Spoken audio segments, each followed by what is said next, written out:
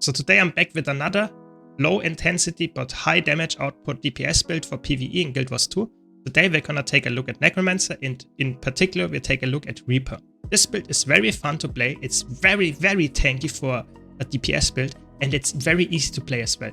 The damage output is around 30k, maybe a little bit lower depending on how much buttons you press, but it's very tanky. So in contrast to my previously released low intensity builds of the Unload Deadeye and Soul Beast, this build is very tanky, way more tanky because of the Shroud. Without much further ado, let's jump right in. So let's start with the gear. The gear is really straightforward, full Berserker armor, full Berserker trinkets, full Berserker weapons.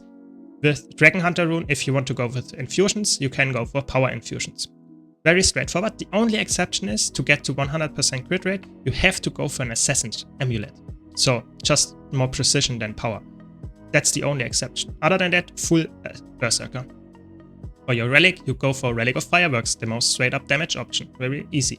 Whenever you use a weapon skill that has a recharge time of 20 seconds or more, you get a 7% damage increase. That also counts to your Shroud skills. So really good. For your weapons, you want to go with Dagger and Sword in the offhand. On your weapon swap, you want to go with just a main hand sword. So that means that the offhand sword you will use in both sets. For sigils, you want to go with Force Sigil in the main hand and in the offhand, Accuracy Sigil. Of course, you can swap that around. Just be aware that always one Force and always one Accuracy is all the time up. Again, Berserker is the stat that you want to have. So very straightforward. For Consumables, you want to go with Cilantro Lime Sous Vide Steaks just for the power and ferocity, and you get the 66% chance to steal life on critical hit, just a little bit more DPS, and of course healing as well. So really nice. If you can't afford the Ascended version, you go for bowls of sweet and spicy butternut squash soup, same stats without the lifesteal. For utility consumables, of course you want to go with Superior Sharpening Stones, more power, best option. You can go for something similar as well, but this is the typical one. Let's now take a look at the traits. So for the traits, you want to run Spite, Soul Reaping, and Reaper. In Reaper, you get access to your Reaper Shroud, so very melee focused, very hard-hitting attacks.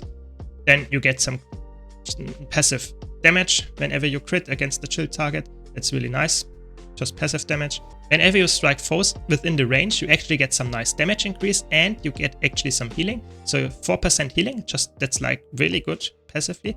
And you actually also heal while you're in Shroud. Only 1%, but still really nice. So you can even be not only tanky, but also heal yourself if your healer for whatever reason struggles or you're in a solo scenario. Really good as well. And then Reaper's Onslaught, gain ferocity and quickness while in Reaper's Shroud. The quickness should not matter because you typically are in a group. You will probably have someone that gives you quickness, but the ferocity of course helps. And hitting with Life Reap, which is the auto attack, reduces the recharge time of Shroud skills. So the auto attack in Shroud will recharge the other Shroud skills, so you get them way more often, means more damage, more fireworks proc. Really good. Very strong grade. Then your Soul Reaping gives you more life force gain. Shroud skills get recharge reduction and you get more life force. And your auto attack will apply vulnerability. Then you get some passive healing increase. And your vitality is increased. You can go for more DPS and go for soul barbs. That's the more advanced option. But this build is, so to say, low intensity. So you want to stick as much as you can in Shroud. So this trait is actually not helping you because you're standing in Shroud all the time. But if you want to go for more active gameplay, and be sure to watch my upcoming Reaper guide for the, so to say, full meta Reaper for someone that wants to play a lot of high APM builds, this is the option to choose then. But for now, this is the option that I would choose in a low intensity build. Then we have Death Perception, just some more crit chance increase and crit damage increase while you are in Shroud. You get some damage increase, you get some more power from your might, but less condition damage, which is good because you're power build. And then you get just more execution damage when the threshold of the enemy is crossed. So 50% or lower, you get 20% more damage. Now let's take a look at the utility skills. So you always want to run your Soul is Mine because it will also give you some life force. Then you use Well of Suffering for some big damage. And then passively you get more life force and more power. Use the Signet of Undeath if you really want to revive someone. But both signets, I would say, just mostly stay passive. And then Summon Flesh Golem, you should always start your fight with that because it will deal some nice damage. And if you're out of Shroud, you can use it as a CC skill as well. For your weapons, you should always stay on your dagger and always try to use the dagger, use the auto attack and get a lot of life force with it. That's the big part here. You can use the 4 and the 2 skill for more damage, The 5 skill is some nice CC and the 3 skill as well, because that's a low effort build. You should only use your 2 skill of cooldown and your auto attack. You should only swap to sword if you can't stay in melee, because for whatever reason the mechanic needs to be done, or the boss is moving a lot. Sword is your ranged option. It has a really nice auto attack, just auto attack. In the Shroud you have some really nice auto attack. You should always use the auto attack. And the only thing that you should use when you need it is the Terrify.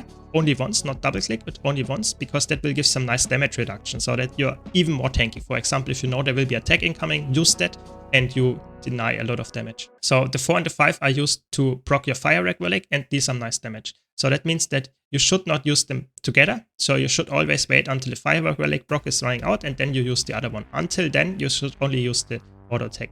And that's the interesting part, because you just spam your auto attack until your Life Shroud is out. So whenever your Life Shroud is out, you will use the auto attack from the dagger and the 2 skill to recharge the Shroud. And when the Shroud is back up, you go into Shroud and continue your Shroud loop there. Regarding the rotation, you start with precasting your Flash Golem and you start on your dagger and sword. As soon as the fight starts, you cast your Well on the boss and your 2 skill on dagger and instantly swap into Shroud. Use your 4 skill there and then auto attack around 5 seconds until the Fireworks Relic buff is running out and you cast your 5 skill in Shroud. Then you repeat that process, always alternating between 4 and 5 of your Shroud. And when your Life Force is fully drained, you drop out of Shroud, use your dagger auto attacks to refill your Shroud, of course cast your Well and your 2 skill of cooldown if you want to. And then when your Shroud is back up and fully charged, you go back into Shroud and repeat that process.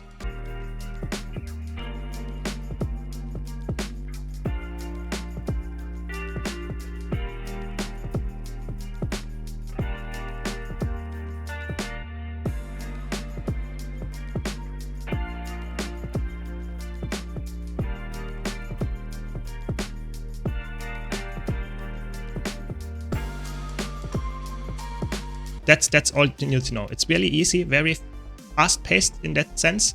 You just get a lot of nice damaging hits, but it's not a lot of button presses that you need to do. So I think this build is very nice to start out as a Reaper, and you can slowly climb up, so to say, and add more difficulty or more rotation parts and change your weapons and that kind of stuff, and you will get to the meta build. So be sure to subscribe if you want to see the meta build coming up in the next weeks. And this build is, like I said, very tanky because you have the second life pool with the Shroud, which of course soaks your damage first before you go into your normal health pool. And of course, together with the Soul Eater trait, you get a lot of healing even when you are in Shroud. And this of course helps a lot to just stay alive even if you are in a solo scenario. So this is very, very strong. But like I said, this build is focused on DPS while still being very low effort to play. And it's mostly run in a group scenario, so in Strike Mission, in Fractals, in Raids, wherever you want to run it with a group. It's really, really good. In PvE, that is. So I hope you enjoyed this build as much as I do. If you did, be sure to leave a like and subscribe for more content like this.